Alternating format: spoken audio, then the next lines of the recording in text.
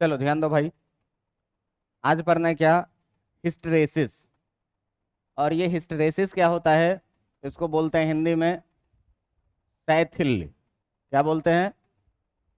शैथिल्य। अब ध्यान दीजिएगा कि ये शैथिल्यता क्या है।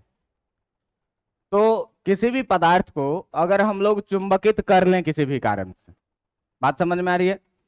तो चुंबकित कर लेंगे बाह्य कारक H लगा करके, तो वो चुंबकित हो जाएगा। और उसके बाद अगर हम बाह्य कारक हटाएंगे तो उसका संपूर्ण चुंबकत्व तो खत्म नहीं होता है। कुछ ना कुछ डाइपोल अभी भी रहते हैं जो अलाइंड रहते ही हैं, कुछ ना कुछ उसमें चुंबकीय गुण रहता ही है। तो किसी भी पदार्थ के इसी प्रवृत्ति को जो है सो हम लोग क्या बोलते हैं? हिस्टरेसिस बोलते हैं। बात समझ में आ रहा है? तो ये क्या है कि ये क्या है, तो चुंबकीय शैथिल्य के बारे में कहेंगे तो कहेंगे क्या कि किसी भी चुंबकित पदार्थ, किसी भी चुंबकित पदार्थ का वह गुण, किसी भी चुंबकित पदार्थ का वह गुण जिसके कारण जिसके कारण जिसके कारण यह अपना चुंबकत्व जिसके कारण यह अपना चुंबकत्व नष्ट करना नहीं चाहता है, जिसके कारण यह अपना चुंबकत्व नष्ट करना नहीं चाहता है।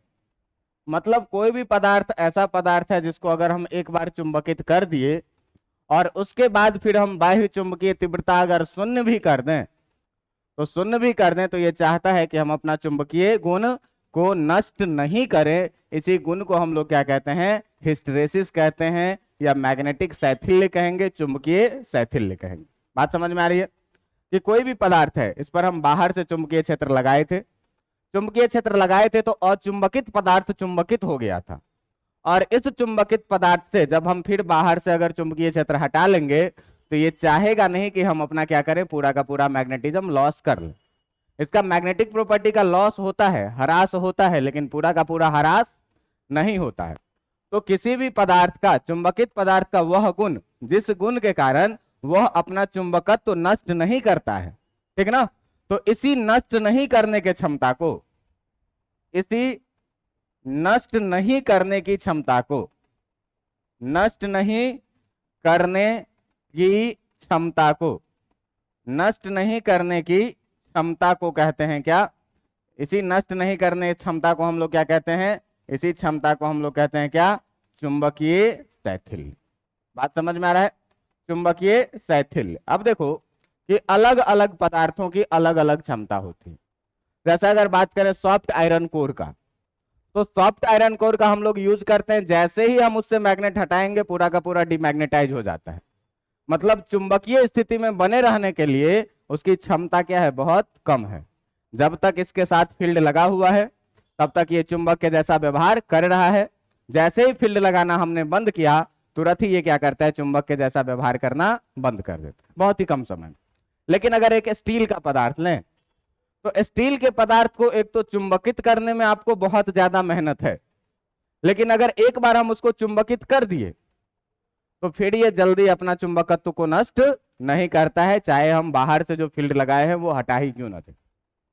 इसका मतलब ये हुआ कि जो पदार्थ कुछ ऐसे हैं जिसको चुंबकीय स्थिति में बने रहने की कम क्षमता है, और कुछ पदार्थों को चुंबकीय स्थिति में बने रहने की अधिक क्षमता है। जैसे नर्म लोहे के छड़ की कम क्षमता है, ये तुरंत अपना चुंबकत्व खो देता है, और स्टील का क्षमता क्या है? अधिक है। इसका मतलब अगर बात करें शैथिल्य का, तो नर्म लोहा कम शैथिल्य है और जो स्टील है वो क्या है? अधिक शैथिल्य है। चुंबकीय शैथिल्यता समझ में आ गई? अब देखिए कि अपने पास दो चीज है। एक है आई, जिसको हम लोग क्या बोलते हैं? जिसको हम लोग चुंबकत्व बोलते हैं, कि कितना ये चुंबकत्व का गुण, कितना ये चुंबकत्व का गुण जो है सो अपने अंदर में आंतरिक गुण प्राप्त किया है। और एक बाह्य कारक होता है एच, जो चुंबकीय क्षेत्र तीव्रता होता है, जो हम लोग क्या करते हैं भाई? बाहर से लगाते हैं चुंबकीय क्षेत्र तीव्रता, और बाहर से लगाने के बाद कोई भी पदार्थ चुंबकित होता है। बात समझ में आ रहा है? तो फिर यहां से हम लोगों को जो है तो चीज ड्रॉ करना होता है, क्या ड्रॉ करना होता है, जो सबसे इंपॉर्टेंट है, जिसको हम लोग बोलते हैं क्या, हिस्टरेसिस कर्व, जिसको कोई बोलते हैं हिस्टरेसिस कर्व, ठीक ना। अब हिस्टरेसिस कर्व क्या चीज है, तो देखिए ये साधारण सा बात है क्या, कि आई और एच के बीच में एक ग्राफ प्रदर्शित किया जाता है, कि हम अलग अलग पदार्थों में अलग अलग तरीके का एच लगाते थे तो इसमें अलग अलग चुंबकीय गुण आती थी। डायामैग्नेटिक पढ़ते थे, चुंबकीय गुण उल्टा दिशा में आ जाता था। पैरामैग्नेटिक पढ़ते थे, चुंबकीय गुण जो है थोड़ा सा सीधा दिशा में आता था। फेरोमैग्नेटिक पढ़ते थे, बहुत ज्यादा चुंबकित हो जाता था। तो हम लोग यहाँ पर जो विशेष रूप से चर्चा करेंगे वो फेरोमैग्नेटिक सब्सटेंस का चर्चा करेंगे, लौह चुंबकीय पदार्थ का चर्चा करेंगे। बात समझ में आ रहा है। तो हिस्टरेसिस कर्व जो है ये क्या है, तो ये है क्या, लौह चुंबकीय पदार्थ के लिए, ये है क्या, लौह चुंबकीय पदार्थ के लिए। अब जो हम लोग बात करने वाले हैं केवल लौह चुंबकीय पदार्थ का, तो लौह चुंबकीय पदार्थ के लिए जो आई वर्सेस एच का ग्राफ होता है, आई वर्सेस एच का जो ग्राफ होता है, इसे ही हम लोग क्या कहते हैं, हिस्टरेसिस लूप कहते हैं या हिस्टरेसिस कर्व कहते हैं। बात समझ में आ रहा है। शैथिल्य लूप कहेंगे, शैथिल्य वक्र कहेंगे। बात समझ में आ रहा है। अब देखना है ध्यान से तुमको कि इसमें क्या क्या कहानियां होती होगी। तो एक ग्राफ बनाएंगे और इसी ग्राफ पे आज का पूरा लेक्चर चलने वाला है। बात किसकी होगी, तो केवल तीनों में से एक पदार्थ जो है कैसा पदार्थ, लौह चुंबकीय पदार्थ। आपको पता है कि लौह चुंबकीय पदार्थ अलग अलग डोमेन में बटे हुए होते हैं, अलग अलग डोमेन में बटे हुए, उसका डाइपोल एक पार्टिकुलर डायरेक्शन में होता है। लेकिन कुल पदार्थ का अगर हम लोग चुंबकत्व का बात करें तो कुल पदार्थ का जो चुंबकीय आघूर्ण होता है वो कितना होता है, शून्य होता है, लेकिन डोमेन का अपना अपना आघूर्ण होता है। तो अब देखो कि हम मान लें अगर कोई लौह चुंबकीय पदार्थ के बारे में, और इस लौह चुंबकीय पदार्थ का हम एक अक्ष ले लें, जिस अक्ष पर हम लोग रखेंगे H को, और एक दूसरा अक्ष ले लें जिस अक्ष पर हम लोग रखेंगे किसको, I को। तो इस अक्ष पर हम रख रहे हैं H जो बाह्य कारक है, और इस पर हम लोग रख रहे हैं क्या, I, कि H लगाने से कितना चुंबकित हुआ, H कितना लगाएंगे तो चुंबकित कितना होगा। तुम देखो कि प्रारंभ में जो है, तो प्रारंभ में जब H का मान, जब H का मान शून्य होगा, H का मान शून्य होगा, तो I का मान भी क्या होगा, तो I का मान भी क्या होगा भाई, तो I का मान भी क्या होगा, शून्य होगा। मतलब जब तक मैं किसी लोहे पर कोई चुंबक नहीं लगाया था तब तक वो लोहा चुंबक के जैसा व्यवहार नहीं कर रहा। मतलब मैं बाह्य कारक नहीं लगाया तो इसमें आंतरिक कारक भी, मतलब I0 तो H भी कितना, तो H0 तो I भी 0। इसका मतलब भैया अपना ग्राफ यहां से शुरू होगा। बात समझ में आ रहा है। अब देखना कि अगर हम कम H का मान रखेंगे तो चुंबकित भी पदार्थ कम होगा। मान लो कि एक ऐसा पदार्थ है अपने पास, लौह चुंबकीय पदार्थ जिसमें 100 डाइपोल है, हम 0 लगाए, सब डाइपोल रेंडम में है, नेट डाइपोल मोमेंट कितना, 0। मान लो कि हम 1 टेस्ला का फील्ड लगाए, 25 को डाइपोल झुक गया, चुंबकत्व तो थोड़ा सा बढ़ा। हम 2 टेस्ला लगाए, 50 बढ़ गया। हम 3 टेस्ला लगाए, 75 बढ़ गया। हम 4 टेस्ला लगाए, 100 बढ़ गया। हम 5 टेस्ला लगाए तो 100 ही डाइपोल है, 100 का 100 एक लाइन में। अब हम 6 टेस्ला लगाए तो 60 टेस्ला लगाए तो, मतलब एक समय तक हम जैसे जैसे H का मान बढ़ा रहे हैं तो I का मान भी क्या हो रहा है, लेकिन एक समय के बाद मेरे H के मान के बढ़ाने से I का मान बढ़ नहीं रहा है। तो भाई होगा क्या कि तुम यहां से जैसे जैसे I का मान बढ़ाओगे H का मान तुम्हारा क्या होता जाएगा, तुम्हारा H का मान क्या होता जाएगा, ऐसे बढ़ता जाएगा। तुम्हारे H का मान क्या होता जाएगा, ऐसे बढ़ता जाएगा, और एक समय के बाद ये संतृप्त स्थिति में आ जाएगा। कैसे संतृप्त स्थिति में, कि जैसे कि हम 0 था तो 0 थे, 1 टेस्ला लगाए 25 एलाइंग हुआ, 2 टेस्ला लगाए 50 एलाइंग हुआ, 3 टेस्ला लगाए तो 75, 4 टेस्ला लगाए तो 100। अब इस मटेरियल के पास जितना डाइपोल था सारा का सारा एक डायरेक्शन में आ चुका है। तो अब हम 4 के बाद 5 टेस्ला लगाएंगे तो कोई फर्क पड़ेगा क्या, 5 के बाद 6 टेस्ला भी लगाएंगे तो कोई फर्क पड़ेगा क्या, 6 के बाद 60 टेस्ला भी लगाएंगे कोई फर्क पड़ेगा क्या, नहीं पड़ेगा। तो नहीं पड़ेगा। तो होता क्या है कि जैसे जैसे हम H का मान बढ़ाते गए बढ़ता गया, और एक समय पर ये क्या हुआ, शैथिल्य हो गया। मतलब अब इसके बाद ये कांस्टेंट जैसा हो गया, ये बढ़ा नहीं। तो इस स्थिति को जो है सो हम लोग बोलते हैं क्या, संतृप्त स्थिति, सैचुरेटेड कंडीशन। क्या बोलते हैं, ये संतृप्त हो गया। अब इसके बाद इसके पास डाइपोल ही नहीं है, तो झुकेगा कौन, और जब झुकेगा नहीं भाई तो इसका मैग्नेटिक प्रॉपर्टी बढ़ेगा कैसे। बात समझ में आ रहा है। तो 100 डाइपोल था, 100 का 100 डाइपोल बढ़ गया, जहां तक हम आए बढ़ते आए, एच बढ़ाते बढ़ाते एक समय के बाद अब हम एच को बढ़ाएंगे, लेकिन आई का मान बढ़ेगा नहीं। ये मान लो कि हम लोग कंडीशन लेके चले, ए से शुरू किए और यहां आए बी तक, ठीक है। तो ए से बी तक में, ठीक ना। अब हम क्या किए, तो जैसे जैसे हम एच का मान बढ़ाना शुरू किए, एच का मान क्या किए, बढ़ाना शुरू किए, तो एच का मान बढ़ाना शुरू किए, वैसे वैसे क्या हुआ, वैसे ही आई का मान बढ़ने लगा। आई का मान क्या होने लगा, बढ़ने लगा, और आई का मान बढ़ने लगा, तथा कुछ समय के बाद ये क्या हो गया,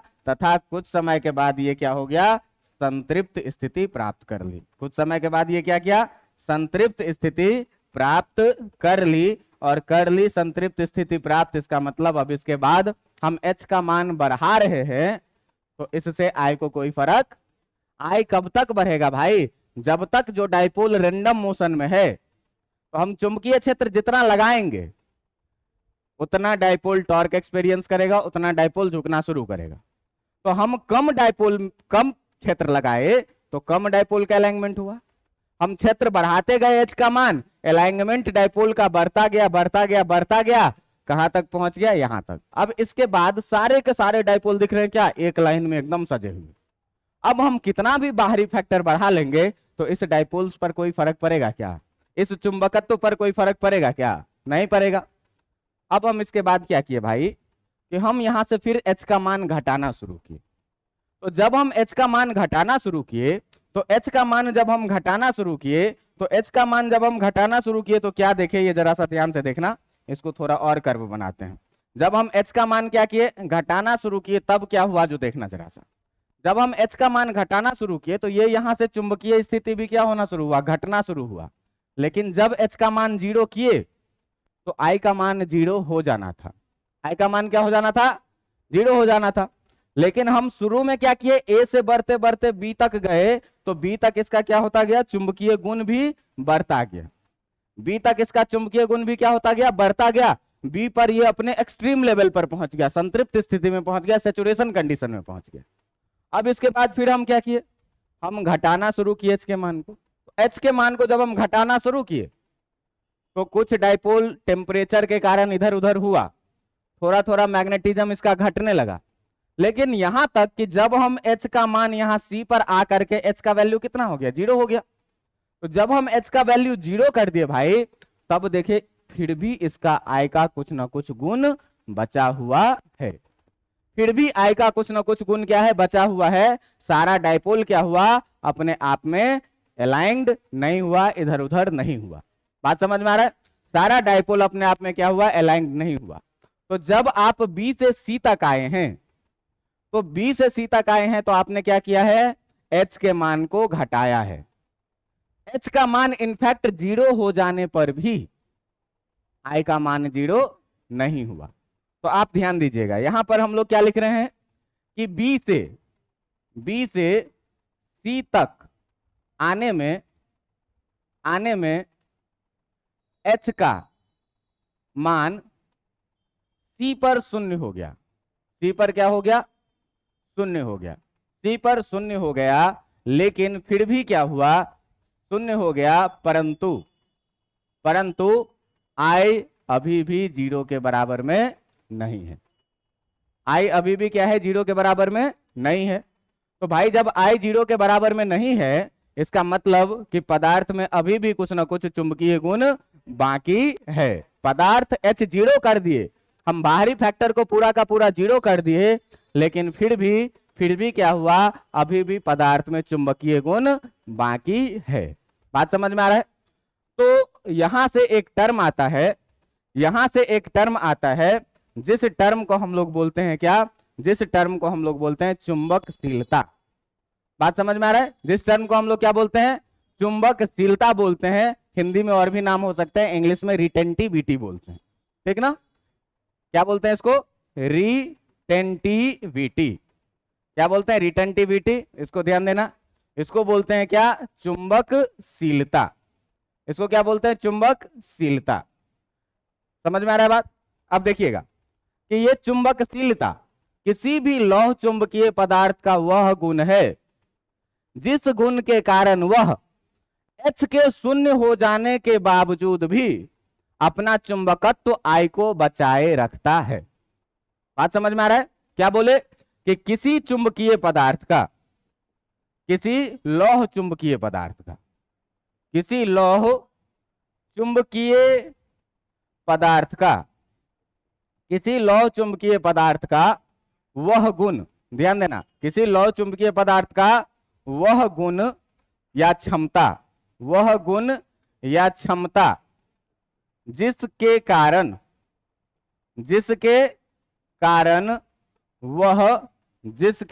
वह चुंबकीय तीव्रता, जिसके कारण वह चुंबकीय तीव्रता, और इस चुंबकीय तीव्रता को क्या बोलते हैं? H के शून्य हो जाने के बाद भी, H के शून्य हो जाने के बावजूद भी, H के शून्य हो जाने के बावजूद भी अपना चुंबकीय गुण, अपना चुंबकत्व, और ये चुंबकत्व को किससे डिनोट करेंगे? I। ये अंदर का बात है, अपना चुंबकत्व बनाए रखता है, बनाए रखता है। मतलब किसी भी लौह चुंबकीय पदार्थ का ये वैसा क्षमता है जिस क्षमता के कारण वह क्या किए कि H को हम घटाते घटाते जीरो कर दिए, H को हम घटाते घटाते क्या कर दिए? जीरो कर दिए। फिर भी इसका जो है तो चुंबकीय गुण I अभी भी बचा हुआ है, और इसी चुंबकीय गुण को, इसी क्षमता को हम लोग क्या कहते हैं? किसी भी चुंबकीय पदार्थ का चुंबकशीलता या रिटेंटिविटी। हिंदी में और भी नाम हो तो आप लोग किताब में देख लीजिएगा। क्या क्या क्या चीज? नहीं नहीं, सुनिए, ध्यान दीजिएगा, ये इतनी बातें समझ में आई कि नहीं आई? क्या भाई कि H को घटाते घटाते हम जीरो कर दिए, H को घटाते घटाते जीरो कर दिए, लेकिन जीरो करने के बाद भी सारा डायपोल इधर उधर नहीं हुआ। डायपोल इधर उधर हुआ, H घटा तो बाहरी कारक सब प्रभावी होने लगा, थोड़ा बहुत डायपोल को डिस्टर्ब किया, जिससे I का वैल्यू थोड़ा घटा है। पहले था कहां? यहां पर I, घटते घटते यहां पर आया है, लेकिन पूरा जीरो नहीं हुआ है। तो पूरा जीरो नहीं हुआ, इसका मतलब क्या? इसके अंदर एक क्षमता है, जिस क्षमता के कारण कोई भी लौह चुंबकीय पदार्थ क्या कर रहा है? अपने चुंबकीय गुण को बचा रहा है, बनाए रख रहा है, और इसी क्षमता को हम लोग क्या बोलेंगे? रिटेंटिविटी बोलेंगे। बात समझ में आया? अब हम शैतान इंसान क्या करेंगे भाई? तो हम इस H को जीरो करने से मेरा मन नहीं भरा, अब हम इस H को क्या किए? नेगेटिव कर दिए। तुम कहोगे कि सर ये पूरी कहानी कैसे करेंगे? तो कुछ करना नहीं है, एक लौह चुंबकीय पदार्थ लो, एक लौह चुंबकीय पदार्थ ले लो, और इस लौह चुंबकीय पदार्थ पे क्या करो? कुंडली लपेट दो। जैसे ही कुंडली लपेटोगे तो इसमें धारा शून्य, मतलब H का मान कितना? शून्य। जैसे जैसे धारा बढ़ाते जाएंगे, मान लो एंटी क्लॉकवाइज करंट दे रहे हैं, तो धारा बढ़ाते जाएंगे तो H का मान क्या होता जाएगा? बढ़ता जाएगा। अब हम क्या किए कि पहले जो एंटी क्लॉकवाइज ला रहे थे, फिर हम घटाते घटाते जीरो कर ली। पहले हम क्लॉकवाइज में बढ़ाते बढ़ाते बढ़ाते एक्सट्रीम पर पहुंचा दिए, फिर हम क्लॉकवाइज में ही घटाते घटाते कहां पर ला लिए?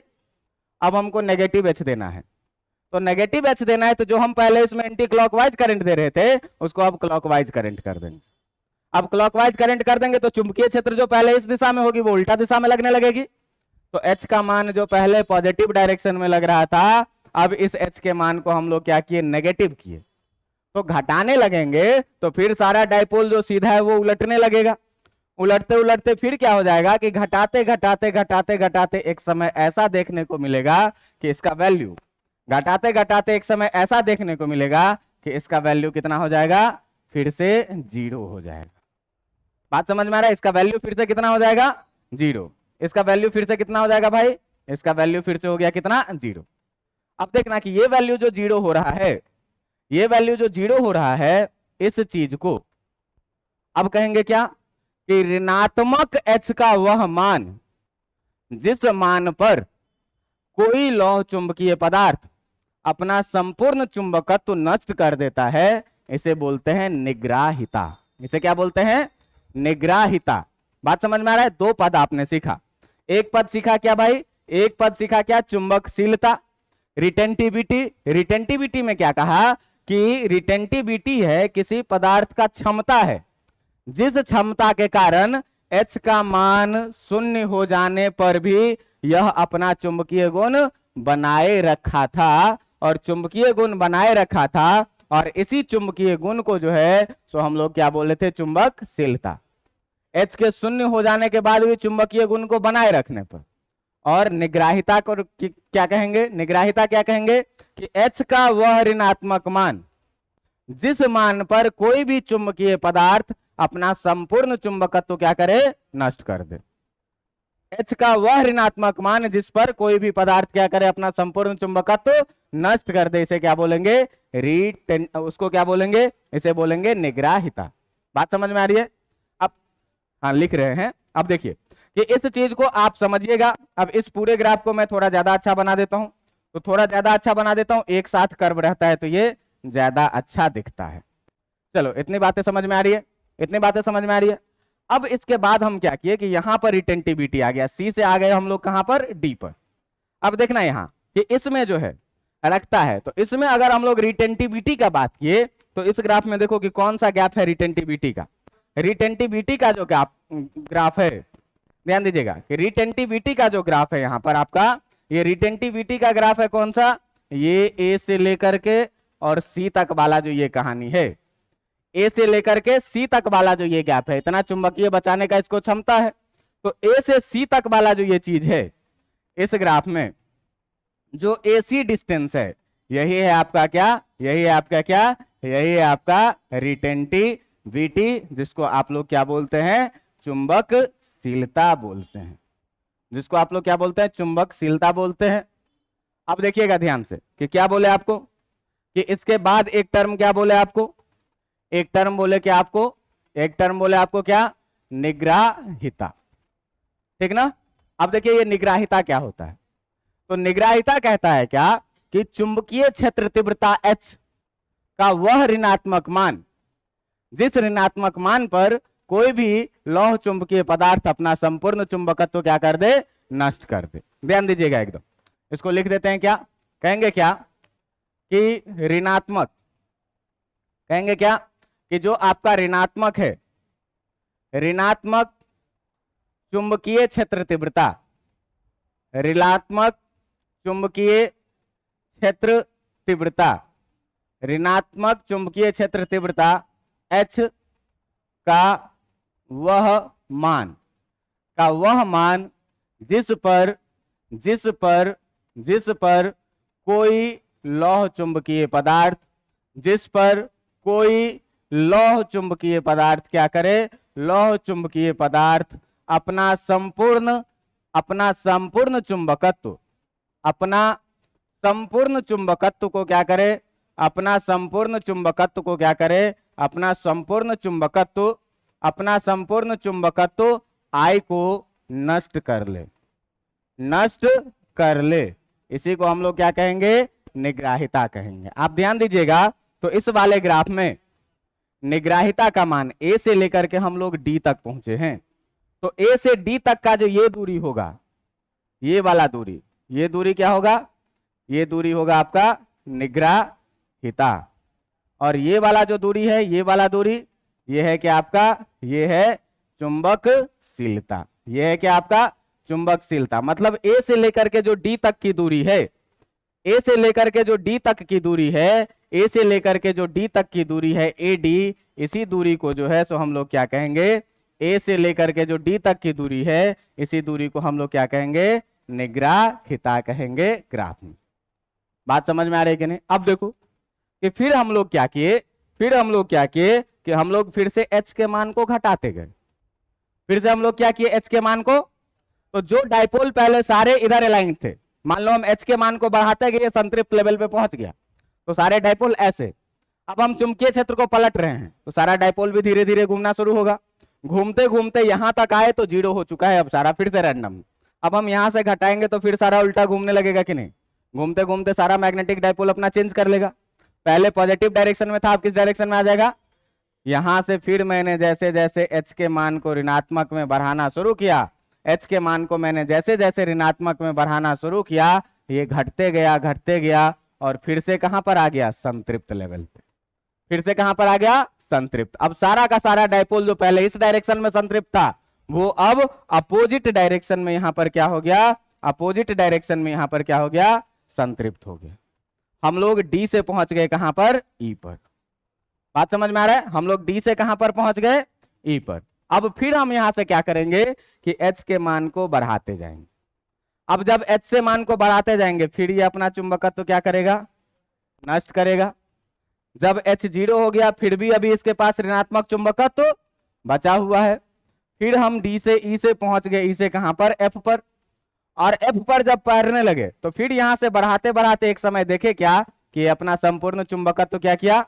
नष्ट कर लिया। और नष्ट करने के बाद फिर जब H को बढ़ाएंगे तो ये फिर से कहां पहुंच जाएगा? एक्सट्रीम पर पहुंच जाएगा, संतृप्त हो जाएगा। बात समझ में आ रहा है? इस तरीके का एक लूप बना। तो इस लूप में हुआ क्या, ध्यान देना, ए से लेकर के जब बी तक गए हैं तो पदार्थ जो अचुंबकित था वो धीरे धीरे चुंबकित हुआ है। बात समझ में आ रहा है? फिर बी से लेकर के हम जब सी तक नहीं डी तक आए हैं तो चुंबकित पदार्थ यहां से यहां तक आते आते इसका आई कितना हो गया? 0 हो गया, अचुंबकित पदार्थ हो गया। फिर हम एच के मान को घटाना शुरू किए, फिर यहां पर ई पर आया, पदार्थ क्या हो गया? चुंबकित। फिर हम H के मान को बढ़ाना शुरू किए, फिर पदार्थ क्या हो गया? 0 पर आ गया और चुंबकित हो गया। और फिर यहां से H के मान को बढ़ाए, फिर पदार्थ क्या हो गया? इस प्रकार चुंबकित से अचुंबकित हुआ, अचुंबकित से फिर चुंबकित हुआ विपरीत दिशा में, फिर चुंबकित से 0 हुआ और फिर 0 से अचुंबकित होकर के एक साइकिल बना रहा है, एक लूप बना रहा है। बात समझ में आ रहा है कि नहीं? इसी लूप को हम लोग क्या बोलते हैं? हिस्टेरेसिस लूप बोलते हैं, संतृप्तता लूप बोलते हैं। बात समझ में आ रहा है? तो एक पूरा साइकिल करने में आप ध्यान दीजिएगा कि एक पूरा साइकिल कंप्लीट करने में 2 टर्म हम लोग पढ़े, एक तो रिटेंटिविटी पर है और एक पर है क्या? निग्राहिता। इस निग्राहिता को इंग्लिश में बोला जाता है, इसको बोला जाता है कोर्सिविटी। इसको क्या बोला जाता है? कोर्सिविटी। ठीक है, कोर्सिविटी, निग्राहिता। तो 2 टर्म इसमें हम लोग सीखे, एक तो रिटेंटिविटी सीखे, एक क्या पर है? कोर्सिविटी। रिटेंटिविटी क्या है भाई? तो किसी लौह चुंबकीय पदार्थ का वो क्षमता जिस क्षमता के कारण H 0 भी हो जाए तो भी ये अपना चुंबकीय गुण बनाए रखे। और ये निग्राहिता क्या बोले? तो वह H का मान जिस मान पर क्या करे? सारा चुंबकीय प्रॉपर्टी नष्ट कर दे, हमेशा ये ऋणात्मक मान होगा। बात समझ में आ रहा है? अब देखिए कि हम लोग जो काम किए हैं उस काम में अपने पास क्या था? तो पहले जो था पदार्थ वो कैसा था? अचुंबकित पदार्थ था। बात समझ में आ रहा है? अचुंबकित पदार्थ में मैंने H के मान को पॉजिटिव में बढ़ाया। पॉजिटिव में क्या किया? बढ़ाया। H के मान को जैसे जैसे हमने पॉजिटिव में बढ़ाया, बढ़ाते बढ़ाते बढ़ाते देखा कि ये पदार्थ हो गया चुंबकित। बात समझ में आ रहा है? ये पदार्थ बढ़ाते बढ़ाते क्या हो गया? चुंबकित। तो कहां से कहां तक बढ़ाया भाई? तो A से लेकर के B तक। ए से लेकर के बी तक में गए, ध्यान देना, ए से लेकर के बी तक में गए तो ये जो अचुंबकित पदार्थ था ये अब पदार्थ कैसा हो गया? चुंबकित हो गया। बात समझ में आया? फिर मैंने क्या किया कि H के मान को मैंने क्या किया? घटाना शुरू किया। घटाते घटाते जब H = 0 हो गया तब भी देखा कि जो I का वैल्यू है, तब भी मैं देखा कि I का वैल्यू कितना है? 0 नहीं है। जब H का वैल्यू अपना 0 हो गया, H का वैल्यू यहां आते आते 0 हो गया, तब भी I का वैल्यू 0 नहीं है। तो जितना I का वैल्यू है इसी को क्या बोले थे? चुंबकशीलता बोले थे। अब हम H के मान को घटाते घटाते नेगेटिव में आने लगे। तो नेगेटिव में आने लगे तो एक समय में जब नेगेटिव में आने लगे फिर H के मान को हमने क्या किया? और घटाना शुरू किया। किसमें? नेगेटिव में। तो नेगेटिव में घटाते घटाते एक समय ऐसा आया कि ये पदार्थ फिर से क्या हो गया? ये पदार्थ फिर से क्या हुआ? अचुंबकित हो गया। अब अचुंबकित पदार्थ हो गया भाई। अब मैं नेगेटिव में और H के मान को क्या किया, घटाने लगा। H का मान को मैंने क्या किया, और घटाने लगा। किस में, नेगेटिव में ही, नेगेटिव में ही घटाने लगा। फिर से देखा क्या कि ये जो अचुंबकित पदार्थ था, ये पदार्थ कैसा हो जाता है, चुंबकित हो जाता है। लेकिन चुंबकित होता है किस दिशा में, विपरीत दिशा में। किस दिशा में, विपरीत दिशा में चुंबकित होता है। बात समझ में आ रहा है? पहले जो अलाइनमेंट ऐसा था वो अब घूमते घूमते अपोजिट डायरेक्शन में आ गया। बात समझ में आ रहा है? ये किस दिशा में हुआ, विपरीत दिशा में। अब फिर हम लोग क्या किए, यहां से H से मान को बढ़ाते गए बढ़ाते गए। यहां से फिर से हम लोग क्या किए, H के मान को बढ़ाते गए बढ़ाते गए बढ़ाते गए। एक समय पर देखे कि फिर से H 0 हो गया, लेकिन यहां पर I 0 के बराबर में नहीं था। फिर हम H को बढ़ाना शुरू किए और फिर जब हम H को और बढ़ाना शुरू किए, तो देखे फिर से ये पदार्थ क्या हुआ, और चुंबकित हो गया 0 पे। 0 से फिर बढ़ाना शुरू किए, चुंबकित हो गया। इस तरीके से ये पूरा साइकिल रिपीट होता रहेगा। और इसी साइकिल को हम लोग क्या बोलेंगे, इसी लूप को हम लोग क्या बोलेंगे, इसी लूप को बोलेंगे हम लोग हिस्टैरिसीस लूप। बात समझ में आया कि नहीं आया? बात समझ में आया? अब इसमें देखना, ध्यान देने वाली बातें क्या क्या है। इस पूरे कहानी में डायपोल को बहुत मशक्कत करना पड़ रहा है, और वो करवा कौन रहा है, बाह्य चुंबकीय क्षेत्र। तो मशक्कत करना पड़ रहा है, तो इसमें भाई कुछ ना कुछ एनर्जी लॉस होगा कि नहीं होगा, एनर्जी लॉस होगा। कैसे पता चले कि एनर्जी कितना लॉस हो रहा है? तो यहाँ एक दो चीजों को ध्यान देना है हम लोगों को, कि ऐसा नहीं है कि हम H को बढ़ा रहे हैं तो I बढ़ रहा है। बात समझ में आ रहा है? ऐसा नहीं है कि हमेशा हम H को बढ़ा रहे हैं तो I का वैल्यू बढ़ रहा है, या H को घटा रहे हैं तो I का वैल्यू घट रहा है, ऐसा कुछ नहीं है। बात समझ में आ रहा है? तो H और I में यहाँ पर कोई रिलेशन आप नहीं देख सकते हैं। कहीं पर आप देखिए कि हम H को बढ़ा रहे हैं तो I बढ़ रहा है, और कहीं पर देखिए कि हम H को बढ़ा रहे हैं भाई नेगेटिव में, तो I का वैल्यू फिर से घटने लगा है। तो ये आप एग्जैक्ट नहीं कह सकते कि H और I में क्या रिलेशन है, ये कह नहीं सकते हैं। ये अलग अलग स्थिति में अलग अलग काम कर रहा है। लेकिन तुम देखना कि इस पूरे कहानी में एक चीज निश्चित होता है।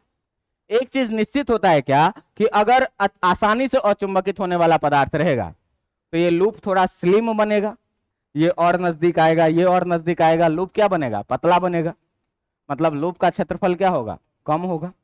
तो लूप का क्षेत्रफल कम हुआ तो काम आसानी से हुआ, मतलब ऊर्जा का नष्ट क्या हुआ, कम हुआ। और अगर ये बहुत कठिन से अचुंबकित होगा, बहुत ज्यादा H नेगेटिव करते तो 0 होता, बहुत ज्यादा H का वैल्यू पॉजिटिव करते तो ये 0 होता। तो ये लूप क्या होता, फैलता। और लूप अगर फैलता भैया, तो लूप का क्षेत्रफल क्या होता, लूप का क्षेत्रफल ज्यादा होता। इसका मतलब ऊर्जा का नष्ट भी कितना होता, ज्यादा होता। तो यहां पर हम लोग एक बात स्पष्ट कह सकते हैं क्या, कि यहां पर हम लोग एक बात स्पष्ट ये कह सकते हैं क्या, कि जो हिस्टैरिसीस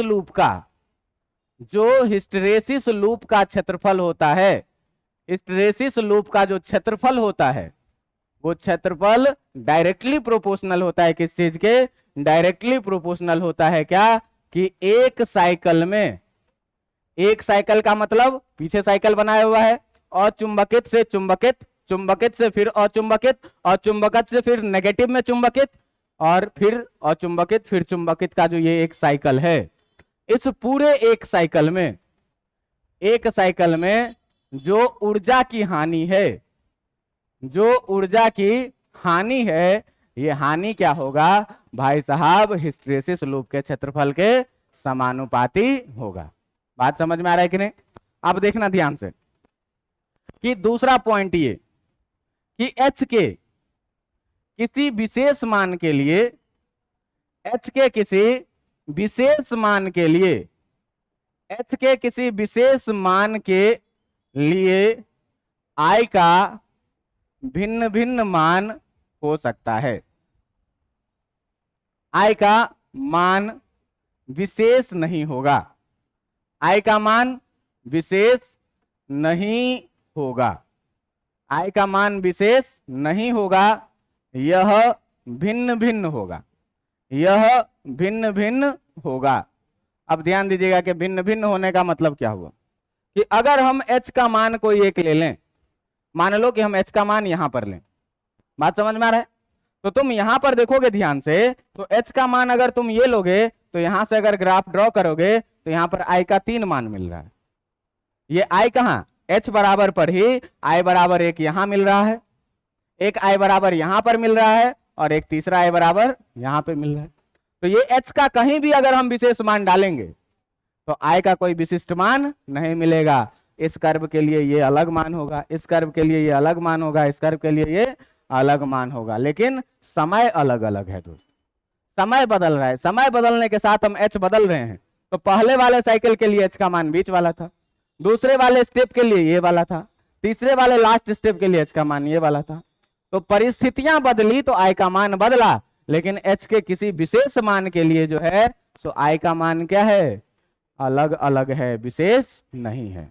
यही 2 पॉइंट पर आपको काम करना है कि पहला क्या कि इस हिस्टैरिसीस लूप का जो एरिया होगा, इस हिस्टैरिसीस लूप का एरिया ये बताएगा कि ऊर्जा का ह्रास कितना हुआ है। अब ये ऊर्जा क्वांटम में बदल सकता है, मॉडर्न फिजिक्स वाले कहानी में कि इलेक्ट्रॉन इधर उधर होगा तो हीट में बदल सकता है, बहुत सारे प्रोसेस में बदल सकता है ऊर्जा। तो इस ऊर्जा की जो हानि होगी, ये हानि कहाँ जाएगी, कौन बताएगा? तो यही हिस्टैरिसीस लूप का जो एरिया होगा, यही एरिया क्या बताएगा कि ऊर्जा की हानि कितनी हुई है। अब ध्यान देना कि 2 लौह चुंबकीय पदार्थ, अच्छा ये हम H कैसे बदलेंगे ये समझ में आ गया। कुंडली लगा देंगे, धारा के बढ़ाएंगे बढ़ाएंगे बढ़ाएंगे धारा के दिशा को, H का मान बढ़ता जाएगा।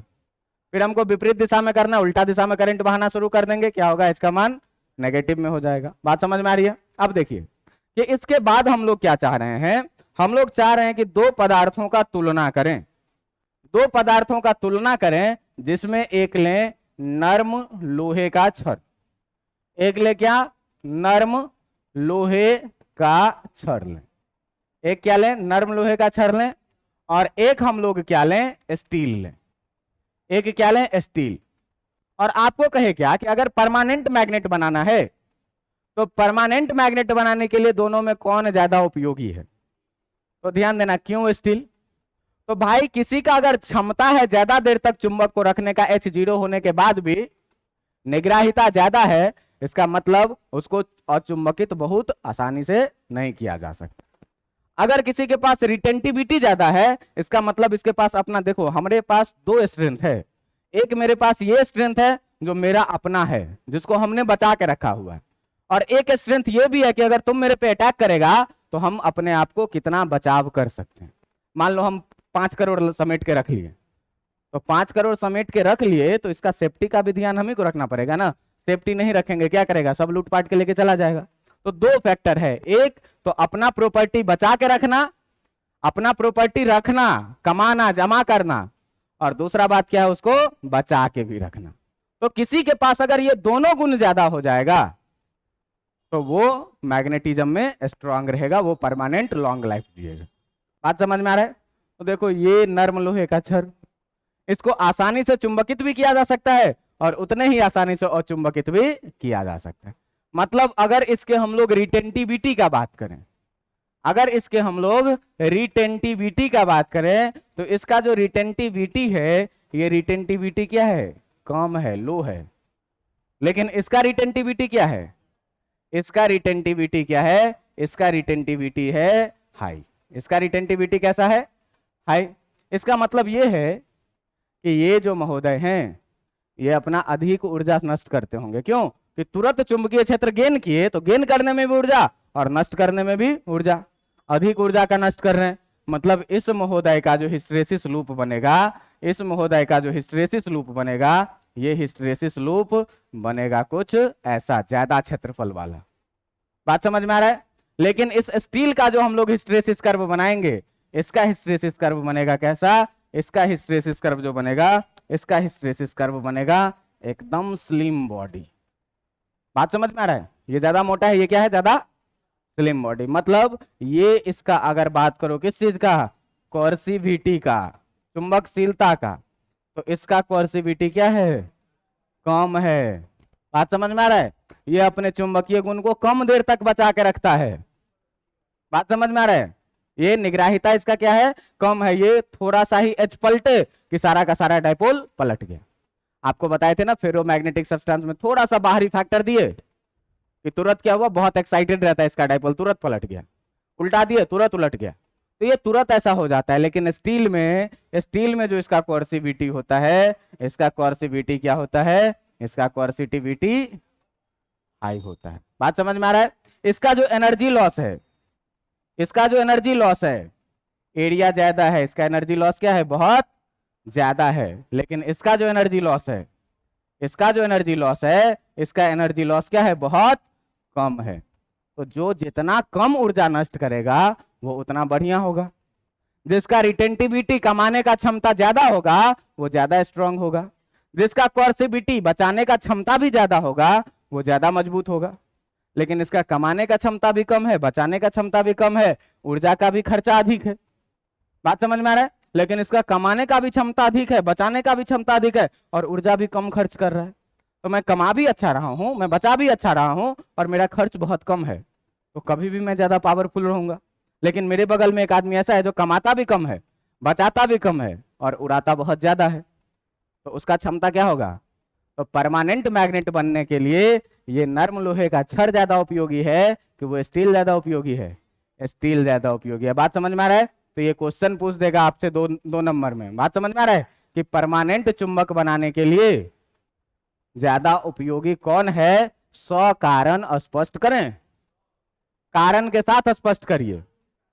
बात समझ में आ रहा है? 100 कारण मतलब कारण सहित स्पष्ट कीजिए। तो आप क्या लिखिएगा कि भाई नर्म लोहे के छड़ और स्टील में परमानेंट मैग्नेट बनाने के लिए स्टील ज्यादा उपयोगी है, क्योंकि नर्म लोहे के अपेक्षा स्टील का रिटेंटिविटी अधिक होता है।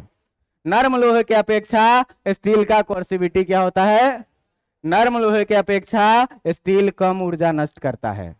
अतः अतः अतः नर्म लोहे के अपेक्षा स्टील ज्यादा उपयोगी है। किस चीज के लिए? परमानेंट मैग्नेट बनाने के लिए। औपचारिक रूप से आपका ये चैप्टर समाप्त हो चुका है, लेकिन एक पॉइंट और बाकी है इसमें, गॉस लॉ इन मैग्नेटिज्म।